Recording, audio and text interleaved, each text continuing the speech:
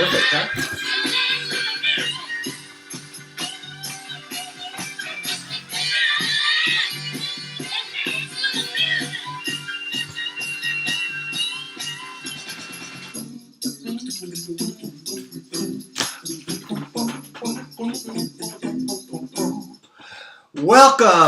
Welcome to Still Kicking with Billy Howler. It's Tuesday, May 16th, 2017, and I'm recording this right before 6 o'clock and should be online hopefully in the next hour or two. I am still kicking, and I'm still resisting global fascism and our freedom-destroying technological overlords. And thank you for taking the time to check us out today. In today's stories, we're going to cover the NSA's sloppy cybersecurity opens Pandora's box of cyber chaos. Also, our Martinet media massages micro-scandals as Trump succeeds. And in the fascist spotlight today, the corporate government's insatiable lust for low wages. And in the Luddite lounge, car tech drives drivers crazy. We have those stories today, and our top story is the cyber attack, which you've read about. It's a global cyber attack, and the attackers used code stolen from the NSA that they used to attack people. You thought they were just about listening, but no, they like to do sabotage too. The NSA has declined to comment on any of this, and perhaps they're just tired of lying. But anyway, cybersecurity experts say that this group called the Shadow Brokers leaked the NSA tools, and they are state-sponsored hacking effort by Russia. So we're supposed to believe that the Russian computer systems were hit particularly hard by this later journal. So we are to believe that Russia attacked itself. And we are to believe, according to our lying corporate media, that Russia hacked the Democrats' emails. But maybe the NSA did and left Russian fingerprints, as the leak showed that they can do. So it might have been a cyber black flag operation. But U.S. intelligence agencies have been pretty much traitors, just leaking. And leaking is treacherous. And that's what they do. They leak. And our intelligence community has a very long history of hating and subverting democracy around the world. So we can't be surprised that they hate American democracy and the American people. They only serve the rich, and they always have. They're not interested in us. And neither is the media. And I call them the Martinet media. And you may not have heard that word, Martinet. Well, it's somebody who obsessively goes by the book. They're very, very rule-oriented. And I got to say, they're trying to get Trump on some kind of technicality of the rule book. But the media has been marginalizing itself with desperate lies and bogus stories in its quest to destroy the Trump presidency and American democracy. Because don't forget, he was elected by the American people. But first, these micro scandals. The first one, of course, is that Trump is a Russian spy. Now, that's been going on for, a half a year now, and still not one shred of evidence that Trump is a Russian spy or in collusion with the Russians. And now, of course, we've heard about the firing that political hack James Comey, who was the head of the FBI, who made himself a major player in the 2017 election and probably did more to disrupt it than any hackers, whether they be Russian or the NSA. So it's really funny, that the Democratic Party's hypocrisy is on full display, and so is the media's hypocrisy, because they all called for Comey's ouster. And now, he's a saint. So what is it? But this whole Comey thing really is a micro scandal within a micro scandal, because there is no evidence of any Russian collusion.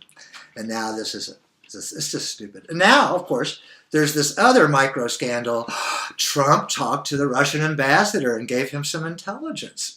And so they're saying that, he's sharing inappropriate intelligence with the Russians. And Trump's national security aide or assistant, I don't know what that title really is. His name is General McMaster. He says that the stories are false. He was in the room and none of this inappropriate intelligence was shared. And of course, saying it's false is a nice way of saying that the press is lying. But the press lies all the time, whether it's about wages being stagnant or these trade deals are going to make everybody rich. They lie, they lie, they lie. Our Martinet media keeps trying to bring down democratic choice of the American people on a technicality, and they are not afraid to lie. And as the majority of the middle class became the working poor, the corporate mainstream press ignored the facts and reported lies about stagnant income. Now the liars in the press call Trump a liar because he sees the carnage that they ignore. Now, what I think is happening is this is called projection. The media is projecting its own character flaws onto President Trump all day, every day. If you criticize, they call Trump thin-skinned. But if you criticize the media, oh boy, you'll see thin skin. They get all upset and they won't even talk to you. They'll vilify you personally, and as you tell them that they're liars, and they are liars. The press is so self-important, something else they accuse Trump of being. They're also narcissistic. It's all about them, something they accuse Trump of being. They're also extremely hateful, something they accuse Trump of being. They also lie, and of course, they call Trump a liar all the time. But the media just lies constantly. Every time they do a report, it's usually tilted one way or another, and it's never true. And their arrogance is legendary. The media's arrogance, unbelievable. And their elitism. It's gotten to the point, I've been a NPR listener all my life, but I can hardly stand to listen to it anymore because they're just so full of it. They're so full of themselves, and they're such liars. And as they vilify Trump 24/7, they play down Trump's progress. He made a trade deal this week with China on beef. China hasn't taken our beef since Mad Cow. And there was a Mad Cow case, that was, when was that? 2003 or something like that. I think it was the last Mad Cow case. And they said no U.S. beef, and now they're going to allow it back in starting July 16th, which is a great thing, for American cattle farmers and ranchers. And now we can export diabetes and heart disease to them. And also, the deal includes natural gas, which we have lots of, evidently, thanks to fracking. And also, banks and other financial service companies are going to be allowed to operate in China. So, where's all the cheering in the press for that? The press usually is global trade cheerleaders. They just love global trade. Also, another success is that at the Mexican border, arrests are down 71% in April. And that's from a year ago in April. So that's pretty dramatic. And of course, that's because of the tough talk. And so people are saying, maybe not, this isn't the time to cross the border illegally into the United States. And of course, this is going to help U.S. citizens who work. They are going to have to be paid higher wages if they want to attract more workers. And letting millions and millions of illegal immigrants in keeps them from having to do just that, offer higher wages. Also in the news, the U.S. had a $182 billion surplus in April. And that's according to the Wall Street Journal. And of course, they buried that story because they'd rather tell you what a jerk Trump is. And here's the story. Look at that. There it is. Teeny tiny little story. Hardly, you think that would be a big deal since we're so worried about the deficit. But evidently, we're not that worried about it. Also, fewer Cubans tried to reach our shores. No Cubans were intercepted in the month of April. And that will also help American workers. And unemployment is down, and the economy is stronger, and the markets are hysterically happy. So, Trump's just been horrible. Horrible. So they've also, the press has also ignored his efforts in the Middle East and other foreign policy initiatives. And it got me to thinking, wouldn't it be funny if Trump becomes one of our greatest presidents? He could make the U.S. presidency great again. Wouldn't that be something? Now, just the other day, a guy I know and really respect, a minister, told me that he's really having trouble with mean people. And I said, what do you mean? And he said, well, mean people like Trump. You know, and a lot of people tell me Trump is mean, and then they proceed to tell me and spew every mean thing they can think to say about Trump to me. But hypocrisy is an American art form, and it's been perfected by the corporate media. And does anyone who thinks freely really trust our hateful, lying, pathetic media? Do you trust these arrogant know-it-alls? I do not. Now it's time for the fascist spotlight, where we like to shine the light on examples of American fascism. And fascism is defined by the man who invented it. Benito Mussolini said, I wished I'd called it corporatism, because all it is letting the corporation take over the state. It's a merger. And it's just corporations regulating themselves, because the state's job is to regulate commerce and our morals. And so basically the commerce, that's the main thing they're supposed to regulate, is the economy, and keep rivals from shooting each other, let them, duke it out in a civil court and by American law. But now the people that we're regulating get to write the law, and nobody goes to jail. And of course, there's been a lot of hand-wringing at the Wall Street Journal, which is the Bible of U.S. fascism, over the size of our labor force. They think our labor force is too small. They are basically implying that more immigration is needed for us to reach a 3% growth rate. And the headline read in today's paper, labor force poses limit to 3% growth. And it should read, low wages pose limits to U.S. growth. Because people don't buy things when they don't have money. It's that simple. This is Econ 101, boys and girls. And if they let wages rise, so will workforce participation rates, and you won't need any immigrants. Construction jobs are a perfect example of what I'm talking about. Construction jobs not that long ago used to pay a living wage.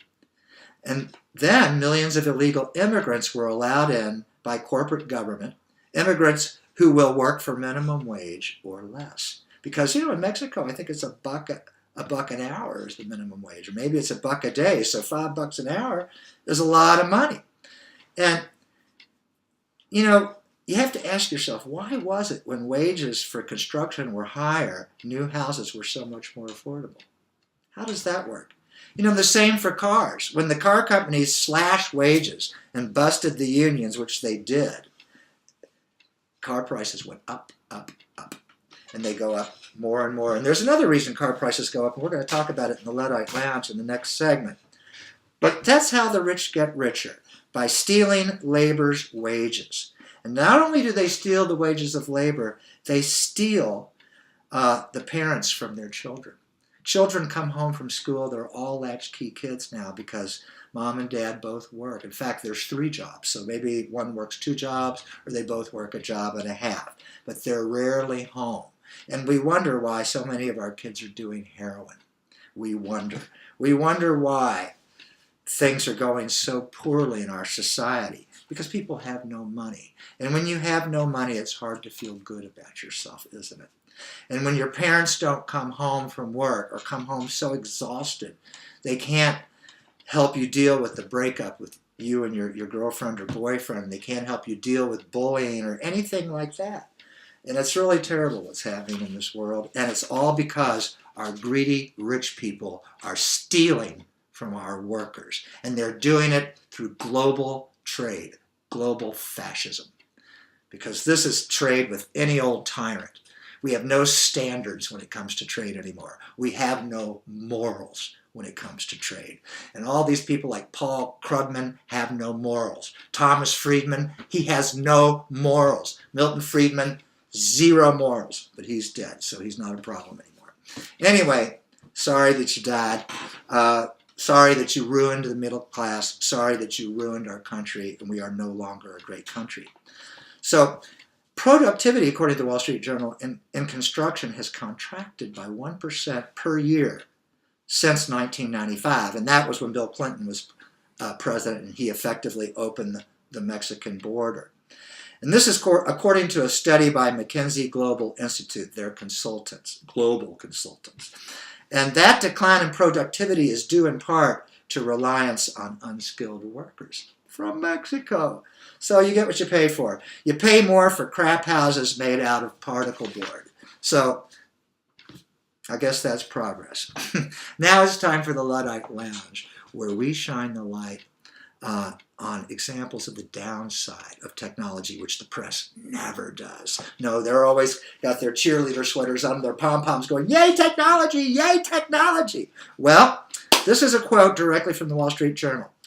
Automakers have come to rely on car tech for a disproportionate amount of profit. And lots of customers are disabling features like lane keep assistance. They say that the warning has turned into a nag. And the 2017 Honda Civic, a lot of the touch screens just scroll wildly and shutting on and off without being touched. And some people, the cars beeps and beeps and beeps, and some people's cars have been beeping for the whole year, and Honda can't make it stop. They've come up with software patches, but they've all failed. And this is why I haven't replaced my 2006 Honda Civic. I may stop driving altogether when it does die. But really, besides the fact that all this technology is a ripoff and it spies on you, I just, I don't want to pay an extra $5,000 to have a computer on wheels. And a group called autotrader.com polled 1,000 car owners, and more than 1/3 said they only wanted standard features. They longed for just a heater and a radio. And if any car executives are paying attention, that's a huge, huge unserved market. You want to make some money? Make a basic car. Price it low. Don't spy on your customers. That's what they want. I'm in that unserved market. And I remember one of my business teachers said, if you want to get rich in this world, serve an unserved market. And that's why we are on the internet, because there are no more liberals anymore. There's just all these global fascists. There's just all these free speech hating Democrats and Republicans for that matter. And besides, I'm not going to get one of these new cars because I don't want to go to a 2-hour class to figure out how to use it all. And I don't want to read an owner's manual the size of the phone book. And I don't want to be tracked and spied on by my car company and pay for that loss of privacy. Yes, I am Billy Howard, your backwards Luddite host. And let me tell you something. I do want to go backwards. I want to go backwards to when we had respect for privacy. And I want to go backwards to when we used to love freedom instead of hate it. I want to go backwards to respect for other citizens, workers in particular. And I want to go backwards to living wages. And I want to go backwards to a large, robust middle class. And I want to go backwards to respect for human rights when we didn't torture people and when we abhorred people who did. And I want to go backwards to when heroin was the strongest narcotic you could get. And I want to go backwards to when you could smoke a whole joint by yourself and still talk sensibly to your parents on the phone. And I want to go backwards to when airlines didn't assault their customers. And I want to go backwards to when the ACLU was a nonpartisan organization focused on liberty and equality before the law, when they cared about illegal surveillance and freedom. What we have, and I could go on like this forever, but what we have now isn't progress, it's decline.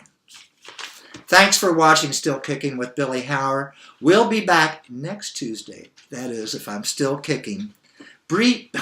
Be free, brie, that's cheese, isn't it?